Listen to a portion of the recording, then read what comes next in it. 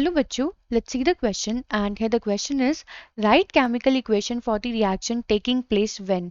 हमें यहाँ पे बच्चों ये तीन पार्ट गिवन है, first second and third, and हमें इन तीनों ही पार्ट के लिए केमिकल इक्वेशन लिखनी है। फर्स्ट पार्ट में magnesium reacts with dilute HNO3, second part में sodium reacts with water, third part में zinc reacts with dilute hydrochloric acid. तो चलिए बच्चों करते हैं इस क्वेश्चन को। तो यहाँ पे हम सबसे पहले देखेंगे बच्चों की कॉन्सेप्ट फॉर दिस क्वेश्चन। तो होता क्या है बच्चों, जब हम बात करते हैं केमिकल इक्वेशंस की, तो केमिकल इक्वेशन बेसिकली होती क्या है बच्चों, ये हमारा सिंबॉलिक रिप्रेजेंटेशन होता है। दिस इज एक्चुअली सिंबॉलिक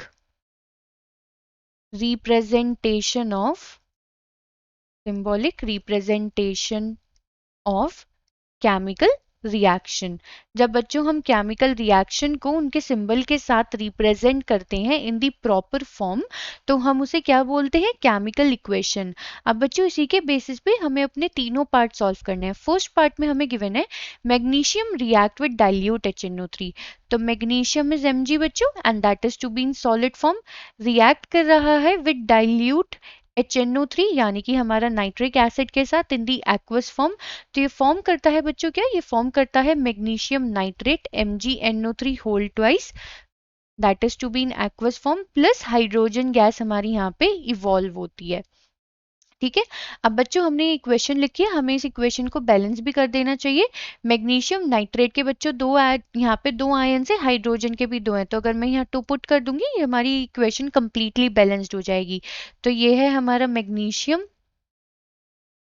ये है यहाँ पे बच्चों नाइट्रिक एसिड, यहाँ पे फॉर्म हुआ है बच्चों ये मैग्नीशियम नाइट्रेट, एंड ये है हमारी हाइड्रोजन गैस। तो बच्चों इसके साथ साथ हमने अपना फर्स्ट पार्ट तो सॉल्व कर लिया है। अब चलते हैं बच्चों सेकंड पार्ट की तरफ। सेकेंड पार्ट में हमें गिवन है सोडियम रिएक्ट्स विद वाटर, यानी कि जब हमारा sodium metal that is to be in solid form react करता है वाटर के साथ इन दी लिक्विड फॉर्म, तो ये यहाँ पे फॉर्म क्या करेगा बच्चों, ये फॉर्म करता है NaOH यानी कि sodium hydroxide, metal hydroxide, plus इसके साथ साथ बच्चों होता क्या है, यहाँ पे रिलीज करती है हाइड्रोजन गैस अगेन। मतलब फर्स्ट पार्ट में भी हमने देखा कॉमन था कि हाइड्रोजन गैस रिलीज कर रही थी। अब इस इक्वेशन को अगर मैं बैलेंस करूं तो कैसे करेंगे हम इसे, हाइड्रोजन के यहाँ पे 2 एटम है, यहाँ पे 3 एटम है, तो मैं यहाँ पे 2 पुट करूंगी, यहाँ पे 2 पुट करूंगी, एंड बच्चों यहाँ पे भी मैं 2 पुट करूंगी, तो ये मेरी क्या हो जाएगी, balanced chemical equation.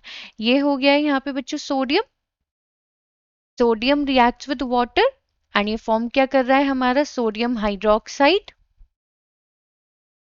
And hydrogen gas, hydroxide, and इसके साथ साथ फॉर्म कर रहा है ये हाइड्रोजन गैस। यानी कि बच्चों सेकंड पार्ट भी हमने सॉल्व कर लिया है। अब चलते हैं अपने थर्ड पार्ट की तरफ। थर्ड पार्ट में हमें गिवन है zinc reacts with dilute hydrochloric acid. Zinc यानी कि मेटल रिएक्ट कर रहा है डाइल्यूट हाइड्रोक्लोरिक के साथ, HCl के साथ, that is to be in aqueous form. क्या मिलेगा हमें यहाँ से बच्चों, zinc chloride, that is again in aqueous form, plus hydrogen gas यहाँ से रिलीज होगी। ठीक है, तो बच्चों मेटल ने एसिड के साथ रिएक्ट करा तो वो फॉर्म क्या करेगा, सॉल्ट। अब अगर हम देखें, हम इस इक्वेशन को बैलेंस करें तो हम यहाँ 2 पुट कर देंगे, ये इक्वेशन हमारी बैलेंस हो जाएगी। तो ये है हमारा जिंक मेटल जिसने रिएक्ट किया है हाइड्रोक्लोरिक एसिड के साथ, एंड इसने फॉर्म क्या कर दिया है यहाँ पे बच्चों, ये जिंक क्लोराइड, एंड यहाँ पे इस रिएक्शन में क्या हुआ है, हाइड्रोजन गैस इवॉल्व कर गई है। तो बच्चों क्वेश्चन में हमें इन तीनों ही रिएक्शन की केमिकल इक्वेशन लिखने को बोला गया था, हमने लिख दिया है। आई होप बच्चों आपको ये क्वेश्चन समझ में आ गया होगा। Thank you.